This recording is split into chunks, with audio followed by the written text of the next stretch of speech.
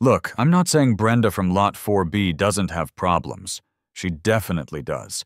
I saw her yelling at a recycling truck last Tuesday because they took her cardboard before 7 o'clock a.m., which apparently violates some ancient, unwritten suburban code of silence.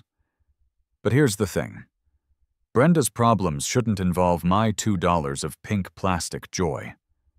I was standing over the flock, my 7 slightly faded, eternally fabulous plastic flamingos, holding an official gold-embossed letter from the Pelican Point Homeowners Association, HOA. I swear the only thing tackier than these birds is the font choice on this urgent compliance mandate. It looked like something a medieval scribe printed on a dot matrix machine. You know the kind. Thick, creamy paper that smells faintly of old church incense and passive aggression. "Okay, guys," I muttered to the flock, tapping the top of the letter against Gary, the lead flamingo, who was missing a chip of paint near his left eye. "They're coming for us." I peeled the seal. Inside, it was exactly what you'd expect. Dry, bureaucratic language designed to suck all the fun out of life, like a financial report written by a robot wearing khakis. The relevant section, the one trying to murder my spirits, cited Section 4.1, Subsection C, Exterior Ornamentation Aesthetic Harmony. Aesthetic harmony. In Pelican Point, that translates to, if it's not beige, gray, or dead, it's a violation. They said the flock, my harmless, silent, pink-legged friends, must be removed within 7 calendar days or face escalating financial penalties, commencing with a $50 fine. $50 for plastic birds. I could literally buy 25 new ones for that price, starting an inflationary crisis in the plastic flamingo market. My primary adversary in this war, the High Priestess of Beige, is Mrs. Henderson. I don't know her first name. No one does. She's just Mrs. Henderson, the HOA president. She's a woman whose personality is drier than the stucco on her house, and whose preferred method of communication is a passive-aggressive memo about the proper length of grass blades. She looks like she hasn't laughed since the early 90s, and even then, it was probably involuntary due to a severe muscle spasm. She views my lawn as a moral failing, a chaotic splash of color in her perfectly curated landscape of soul-crushing uniformity. "This is an outrage, Gary," I said, placing the letter between Gary's legs. "They are citing visual blight. Your blight. You are the very definition of defiant, delightful, an expensive blight." The flock stood firm, their plastic eyes staring blankly ahead, resolute in their pinkness. I knew right then, standing in the middle of my perfectly average American lawn in this perfectly average American subdivision, that this wasn't just about the flamingos. This was about freedom.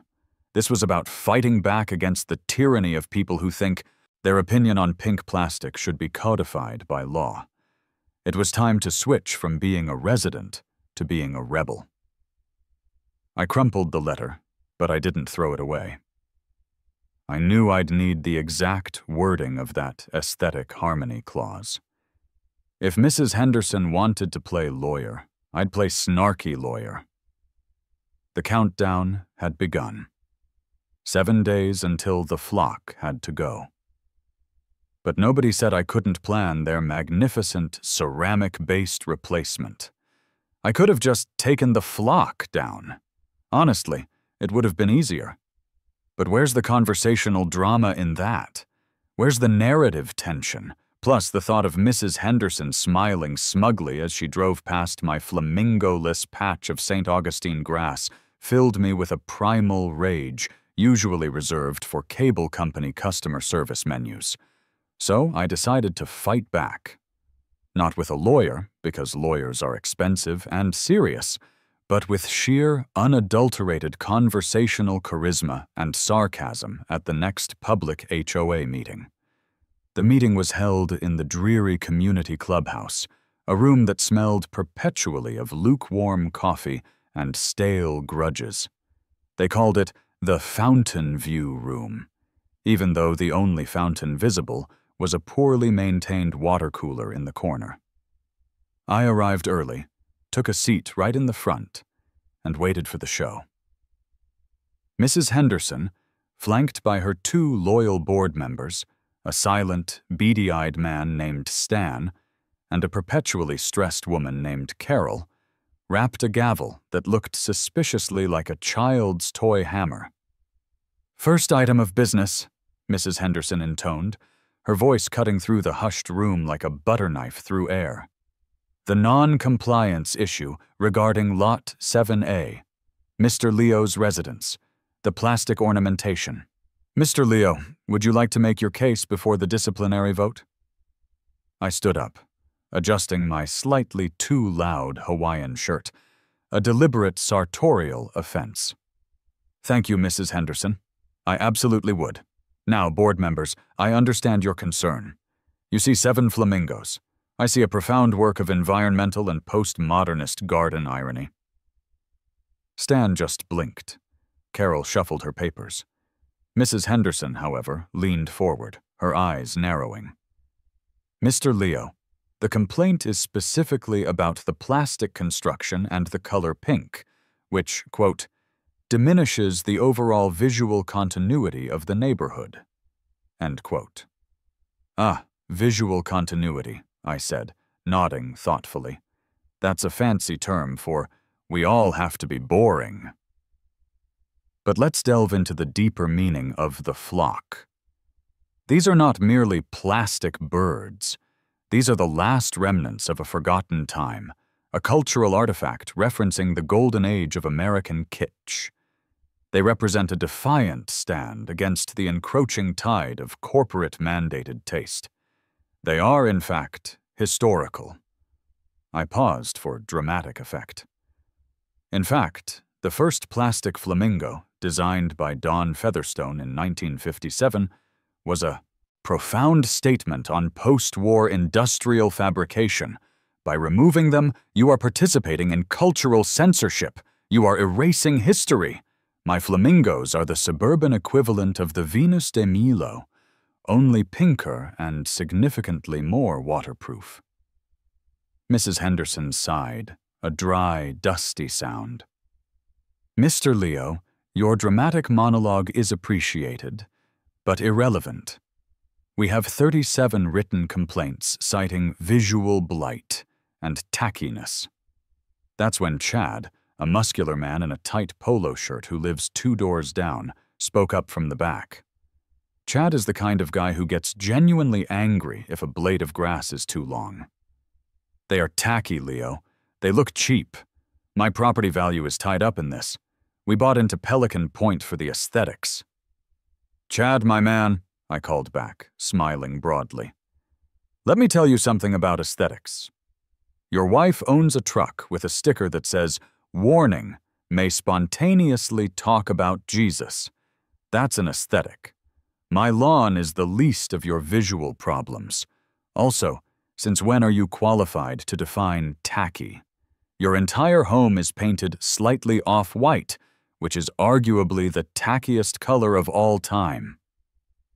Chad sputtered, but before he could respond, Mrs. Henderson seized control. "Order! The board has reviewed the photographic evidence. The ornamentation violates multiple clauses regarding material and color. The flock must be removed." I pushed back one last time. "So, if I replaced them with 7 12-foot hand-carved mahogany swans, that would be okay? Because that would be expensive, and therefore aesthetically superior?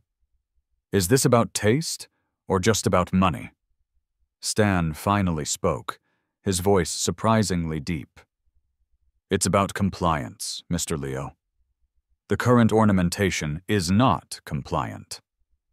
The vote was taken. Stan, Carol, and 2 other members, who hadn't spoken a word, voted I.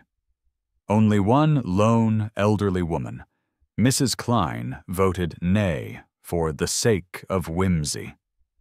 The vote was 4-1. The fine was confirmed.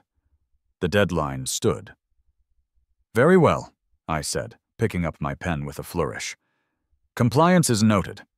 But understand this. You just cleared the battlefield for a far superior and significantly more permanent installation. You have won the battle of the plastic birds, but you, Mrs. Henderson, have initiated the Gnome Wars. I left the dreary room with a righteous fury burning in my chest. The fight was definitely far from over. The next day, the second notice arrived. It was nastier, threatening a lien on my property if the $50 fine wasn't paid immediately and the ornamentation removed. It included a picture of the flock, close up, like a police mugshot, with Exhibit A visual blight stamped across it. They're not subtle, are they? I sighed, pulling the flock inside. Gary, the lead flamingo, now resided in my living room corner, staring wistfully out the window at the empty space he once occupied. It felt like a funeral home in my house. The fight, however, was now laser-focused. I knew I couldn't just replace them with more plastic. The HOA had played their card. Now it was my turn to play the nuclear option. I needed a counterattack that satisfied the letter of their ridiculous law while violating its miserable beige spirit in the most hilariously aggressive way possible. I immediately called my friend, Marcus. Marcus lives in a trendy downtown loft, has zero concept of HOAs, and is my designated emergency sarcasm-sounding board. Marcus, you won't believe this, I started, pacing my kitchen. Let me guess. Marcus's voice crackled over the phone. They complained that your welcome mat was too welcoming, or that your mailbox flag was too erect? Worse. They doubled down on the Flamingos. I got a lien threat. A lien! For 7 pink lawn ornaments. This is America, Marcus. Where is my freedom to be slightly tacky?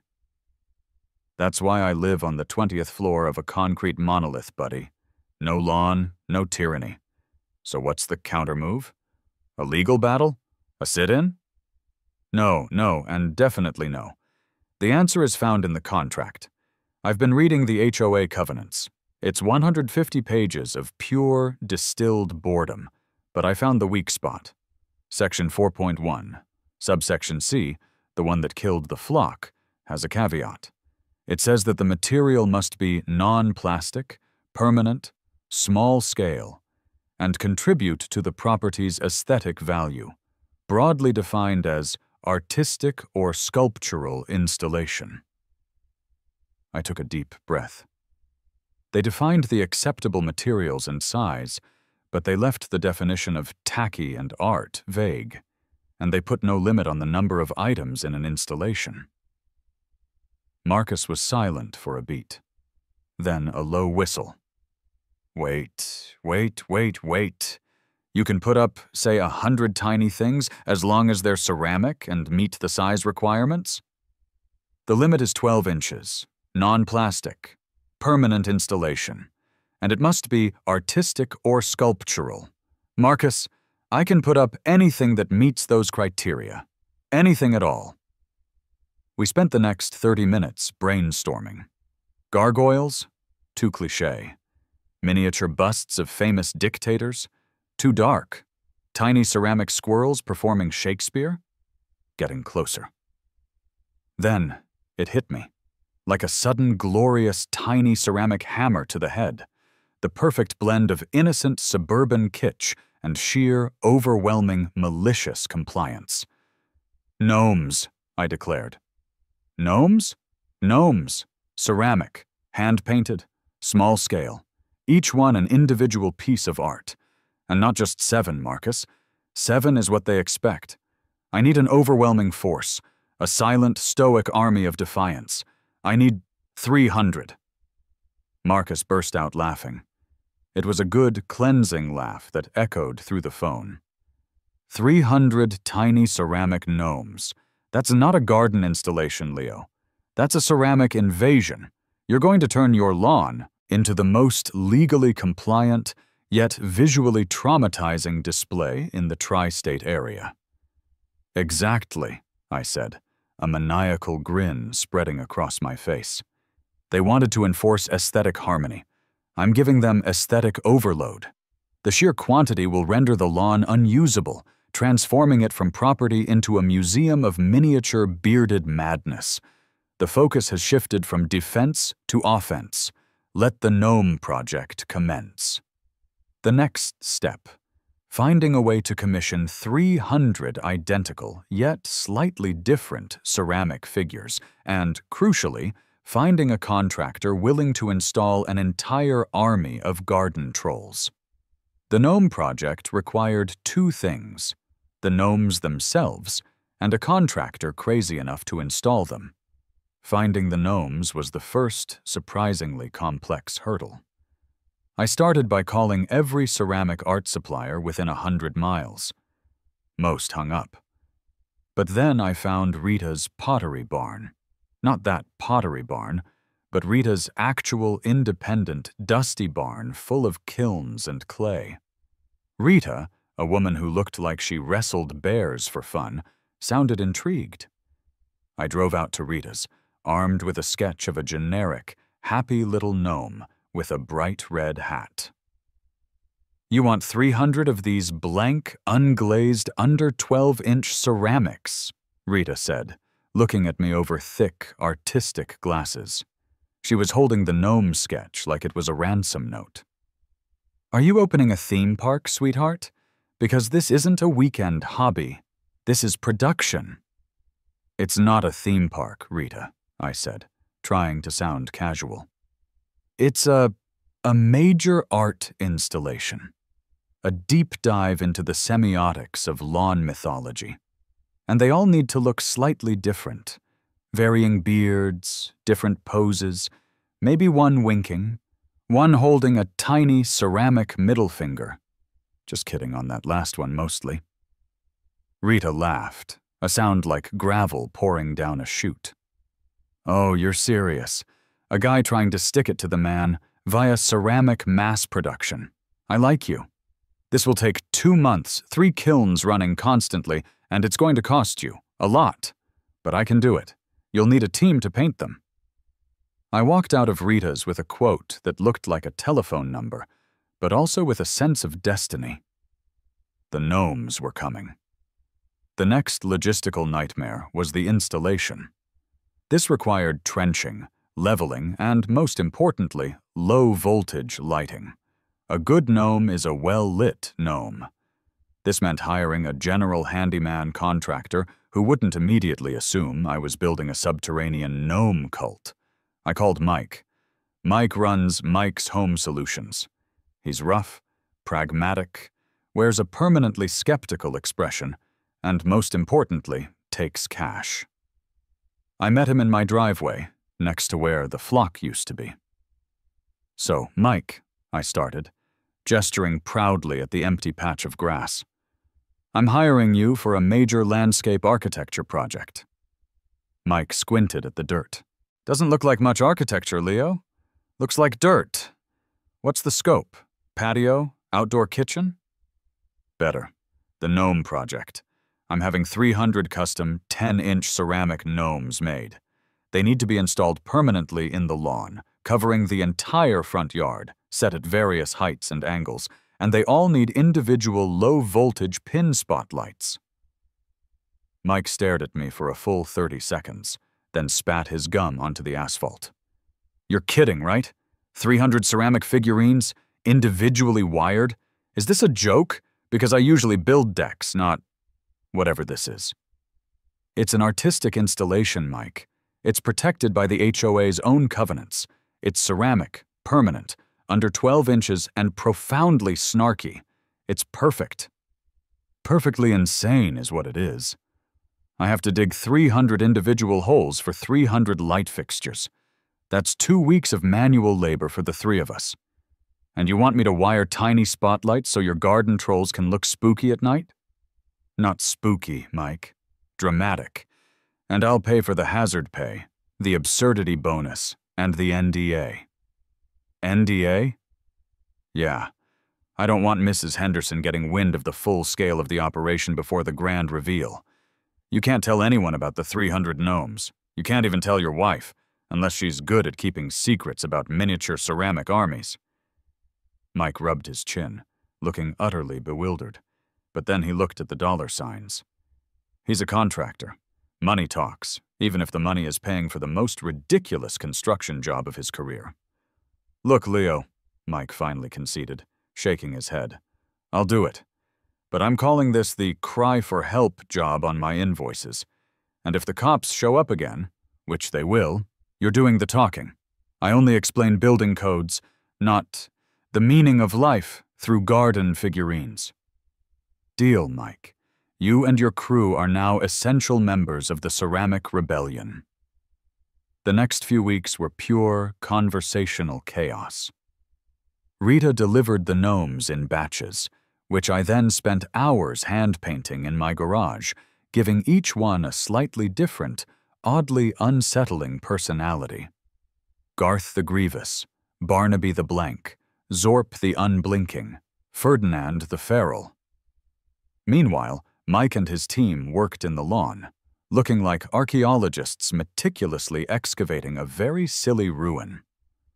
The neighbors were confused, but Mike told them they were installing an experimental subsurface irrigation array, which sounded sufficiently boring to satisfy Pelican Point's curiosity. The big day arrived. Rita delivered the final batch of gnomes, and Mike had finished the foundation. A perfectly leveled, low-voltage wonderland of dirt and wires. I stood on my porch, looking at the 300 silent, painted ceramic figures arrayed on drop cloths, waiting for their destiny.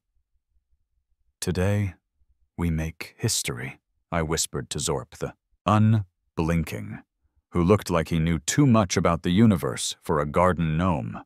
The initial deployment of 150 gnomes began. I placed them with the surgical precision of a mad dictator arranging his troops. They weren't just lined up. They were clustered, scattered, facing the street, facing the house, hidden under hostas, and standing defiantly in the middle of the grass. Each one had its own tiny spotlight aimed at its absurd little hat. I was outside, sweat dripping onto my Garth the Grievous gnome, when Deb from across the street, a woman whose primary hobby is watching the traffic, walked by with her yapping terrier, Muffin. Leo? Deb stopped dead, staring at the growing terracotta tide. Her jaw literally dropped. What in the actual heck is going on here?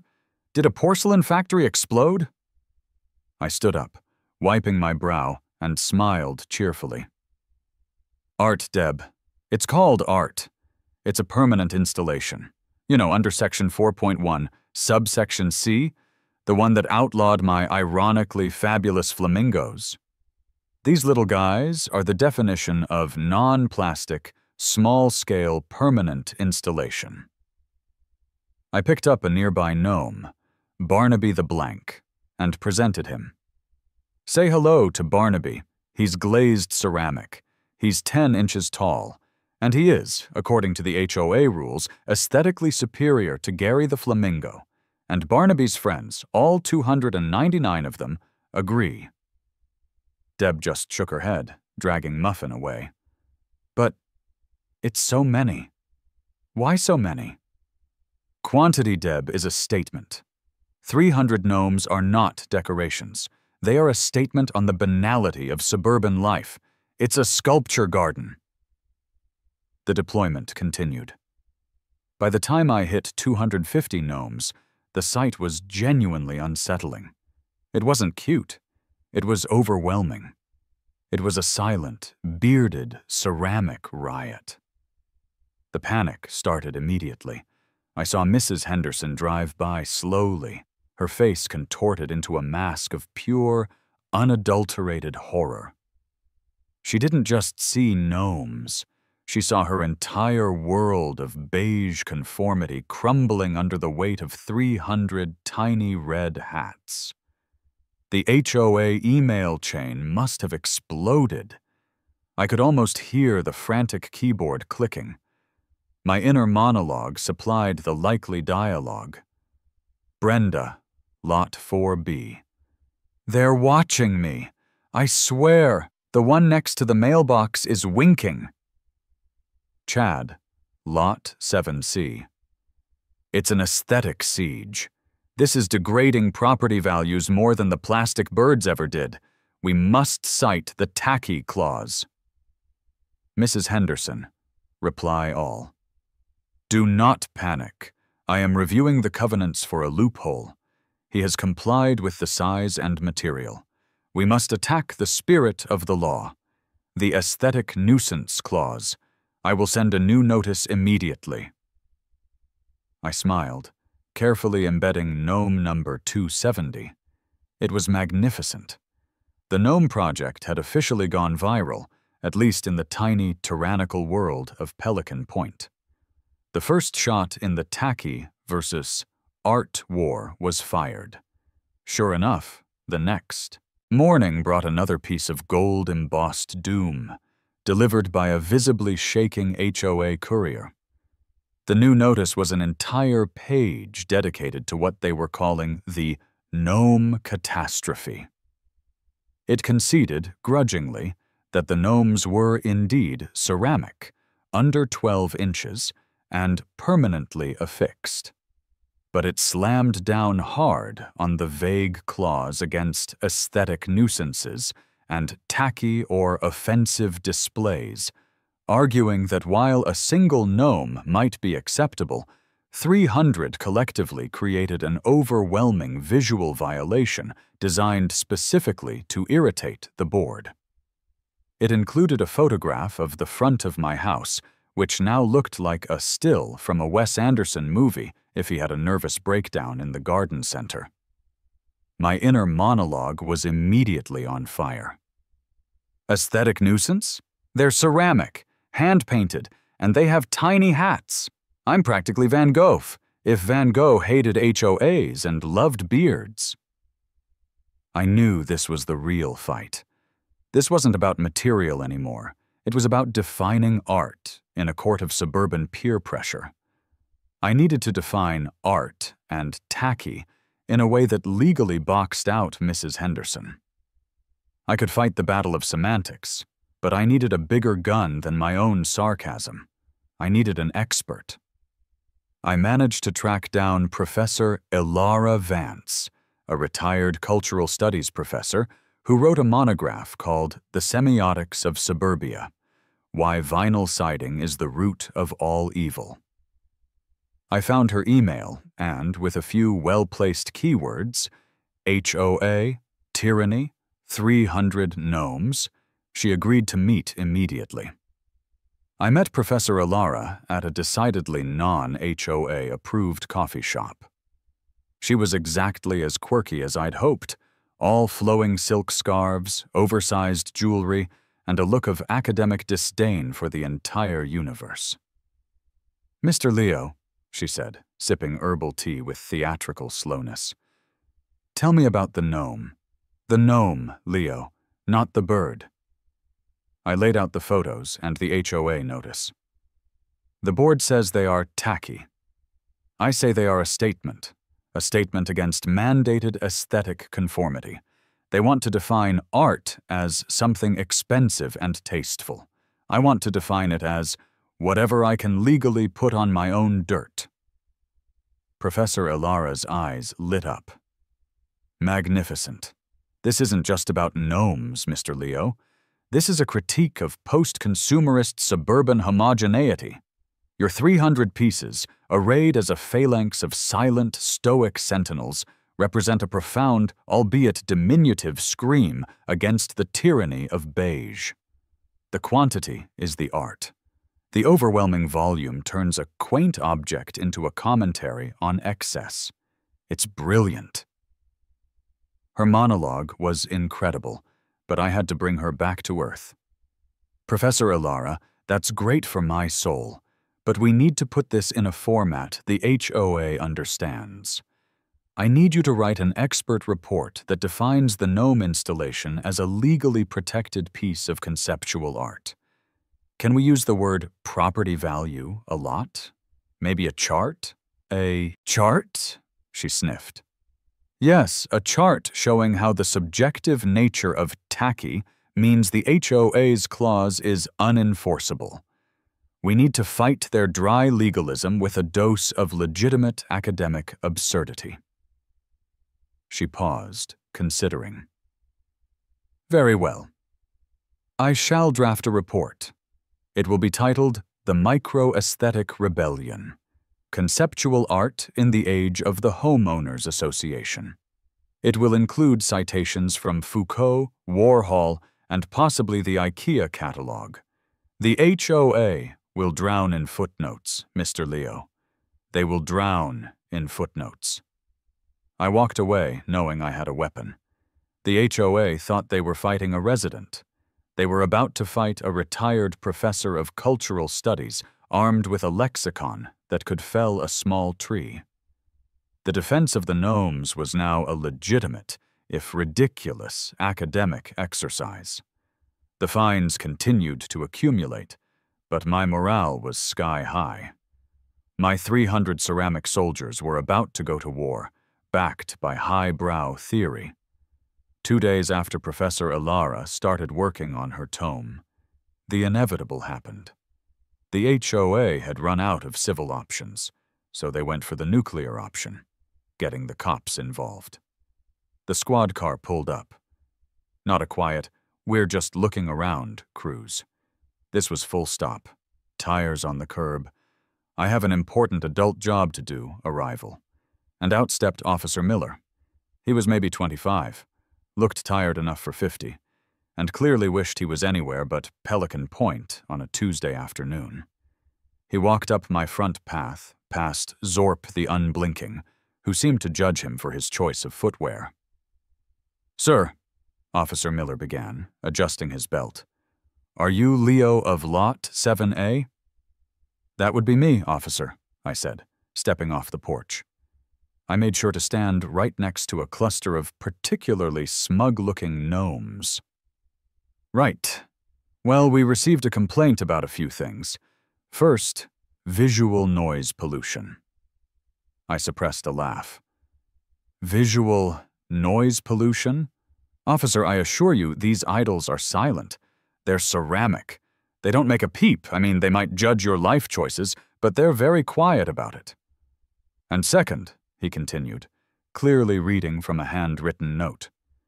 The complaint also mentions unauthorized construction of small idols and a possible public safety hazard due to the overwhelming concentration of low-level tripping hazards. Ah, the tripping hazard concern, I said, nodding seriously. That's Mrs. Henderson's favorite new angle. Officer, let me walk you through this. We are standing in the middle of a lawfully protected, non-plastic, small-scale sculptural installation, which the HOA has deemed an aesthetic nuisance. They sent me a notice, and when I cited the legal covenants, they decided to call the police department to arbitrate a garden gnome dispute. Officer Miller ran a hand through his hair, his eyes darting across the lawn. The sight of 300 little hats, all slightly different, all watching him, was clearly breaking his spirit. Sir, I'm seeing approximately 300 ceramic figures. Some look like they're winking. Some look like they're planning a coup.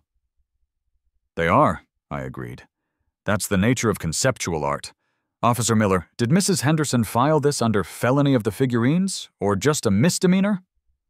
Look, Mr. Leo, he said, his voice dropping to a low, miserable conversational groan. I spent my morning breaking up an actual dogfight. Now I'm here because a woman is upset that you put up too many garden gnomes. Can you please, for my sake, just give me a resolution that looks good on paper? The resolution is simple, officer, I replied. The gnomes are not moving. They are compliant. They are art. And they are silent. I am happy to provide you with the full legal history of the flock, the gnome exemption, and Professor Ilara's upcoming treatise on the matter. It's 40 pages of dense art theory, but it confirms the gnomes' status as permanent, non-movable, low-voltage lit artistic sentinels. He sighed, pulling out a notepad. I'm just going to write down, observed scene, determined matter to be strictly civil HOA dispute. No evidence of unauthorized construction or public safety hazard, provided one watches their step. Will that work?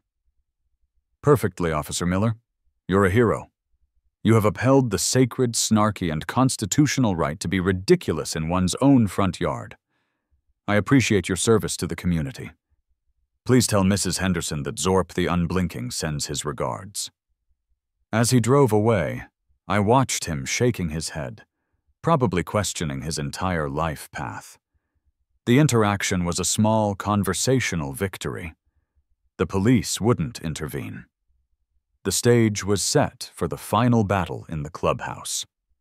The HOA's last weapon was the Tacky clause, and I had Professor Ilara's 40-page dissertation ready to counter it. The final, formal, binding HOA hearing was scheduled for 7:00 p.m. on a Thursday night. The atmosphere in the community room was so thick with tension, you could have cut it with one of my ceramic gnomes' tiny axes. The room was packed. Neighbors had actually shown up to witness the end of the gnome wars. The sheer volume of people was a testament to how badly Mrs. Henderson had miscalculated this whole thing. She thought she was fighting a cranky resident. She was fighting a folk hero. I was nervous, but armed with Professor Ilara's ridiculously verbose report, I felt like I had a snarky superpower. Mrs. Henderson, looking more pinched and dusty than ever, pounded her gavel. We are here to address the ongoing, malicious, and frankly unbelievable violation at Lot 7A. The board has decided to move beyond compliance material and focus solely on the aesthetic nuisance clause. She presented her case, standing next to a large, grainy photo of my lawn. These 300 figurines, each under 12 inches, constitute an overwhelming, malicious, and fundamentally tacky display that actively works to degrade the Pelican Point brand. The intent is clearly not artistic expression, but aggressive irritation. The defense rests on the term art, and the board maintains that art, in a residential context, must be governed by taste and decency. The sheer quantity is the definition of a nuisance. My turn. I stood up, adjusting my non-Hawaiian but still defiant plaid shirt. Thank you. Mrs. Henderson, your arguments are, as always, concise, well-formatted, and completely devoid of human joy. My defense is not aggressive irritation, but a defense of personal expression. If one pink flamingo is tacky, why is 300 ceramic gnomes more tacky? Because they're more art. The quantity is the statement. The repetition emphasizes the message. That individual expression should not be controlled by a 9-person board's subjective opinion on garden statuary. I continued, leaning into the conversational and slightly condescending tone. If you rule these gnomes are tacky, you are not protecting property values. You are installing a tyranny of taste. You are saying that only art that is expensive, subtle, and approved by the same people who chose the slightly off-white paint palette is permitted in Pelican Point. Then, the main event. I'd like to call my expert witness, Professor Ilara Vance, to the floor. Professor Ilara, bless her heart, stood up. She wasn't just wearing tweed, she was embodying tweed. She looked at Mrs. Henderson like she was a poorly cited footnote in a freshman thesis. She placed a massive leather-bound folder on the table. With all due respect, she boomed, her voice echoing perfectly in the cheap acoustic tiles of the clubhouse. "We are not discussing simple lawn ornaments. We are examining an act of sociocultural commentary, a critique of post-consumerist suburban homogeneity, rendered in hand-painted ceramic. This is miniaturized Dadaism. I refer the board to my report, specifically Section 4, subsection B, on the postmodern application of the found object in domestic landscapes."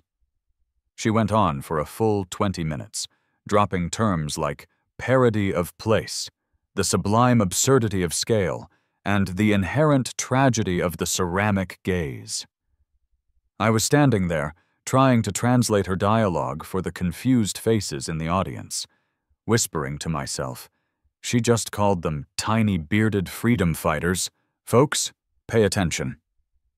Just as Mrs. Henderson was about to object, the twist happened. A man named Mr. Johnson, who had always been silent, stood up in the back row. He wasn't a Gnome supporter. He was just a regular guy. "I have something to say," he declared, clutching a piece of paper. "I've been on the compliance committee for 10 years. The original complaint about the Flamingos, the one that started all this, was filed by Stan." He pointed to Stan, the beady-eyed board member. "And it wasn't about the plastic. It was because he and his wife, they hate the color pink. He tried to get a fine against my daughter's pink mailbox flag last year. This has never been about compliance or property values. It's selective enforcement because one board member has a personal vendetta against the color of bubblegum." The room erupted. The revelation of personal malice, masked by bureaucratic language, shifted the entire narrative. Stan tried to deny it, but the damage was done. The focus immediately shifted from the Gnomes' tackiness to the HOA's flawed, biased governance. The hearing devolved into chaos. The question was no longer, "Are the Gnomes tacky?" but, "Is the HOA acting in good faith?" The legal defense of the Gnomes suddenly didn't matter as much as the moral indignation of the community. Mrs. Henderson, sweating under the fluorescent lights, regained control of the gavel. "We must vote on the motion. Mandate the complete removal of the sculptural installation at Lot 7A, or face a lawsuit over the enforceability of the aesthetic nuisance clause." The vote began. It was a nail-biter, conducted under the watchful, judgmental eyes of a room full of furious, newly woke suburbanites. Stan: "Aye, total removal." Carol: "Aye." She looked terrified. Brenda from 4B, allowed to vote as a proxy. "Aye."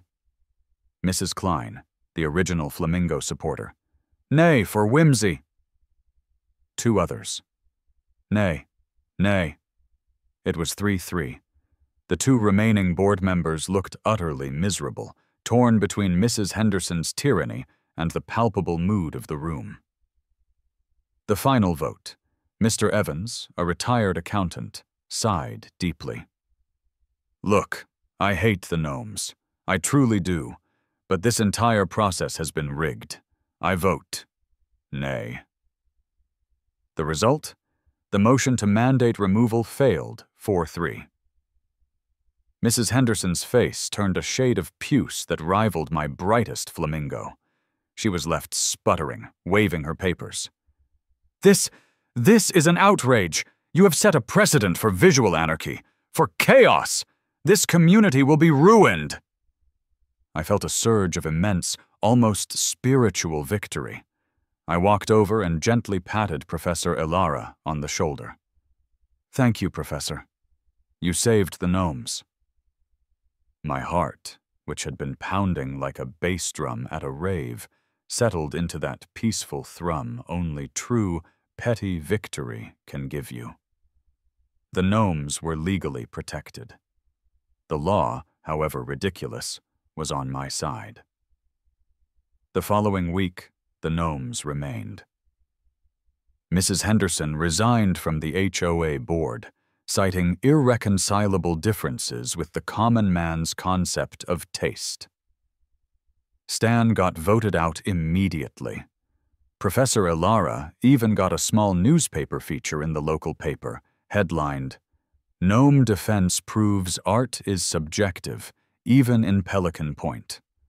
I framed a copy and hung it next to Gary the Flamingo in my living room. My gnome lawn, now illuminated every night by 300 tiny spotlights, had become a neighborhood landmark. People would actually drive slowly past, sometimes stopping to take pictures. The HOA still existed, of course, but their power was irrevocably diminished, shattered by a tiny ceramic army. I was outside, checking the low-voltage wires, when Mike the contractor pulled up.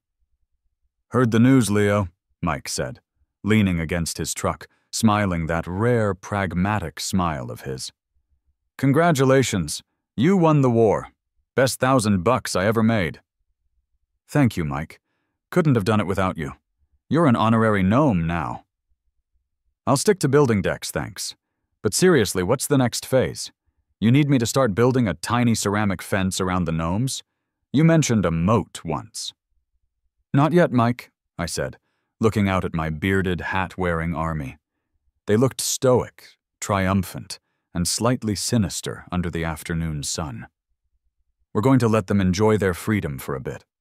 We're going to let the new HOA board realize what they're up against." I paused, looking back toward Mike. But I did notice the bylaws don't specifically mention topiary art. And I'm thinking a 12-foot solid hedge in the shape of a middle finger, made entirely of aesthetically harmonious green boxwood, might be just the right follow-up. It's living, it's green, and it's definitely non-plastic. Mike laughed, shaking his head. "You call me when you've got the deposit, you magnificent maniac." He drove off, and I was left alone with my ceramic friends. And that's the story. That's how a small, petty fight over 7 tacky plastic flamingos escalated into a full-scale ceramic rebellion against the tyranny of beige. Mrs. Henderson wanted me to comply with the rules. I complied so hard that I broke her spirit. I look out at my lawn now, covered in a silent, stoic army of 300 ceramic gnomes, each one a tiny monument to defiance. It's ridiculous. It's overwhelming. It's tacky, and it's art, and it's legally protected. The moral of the story?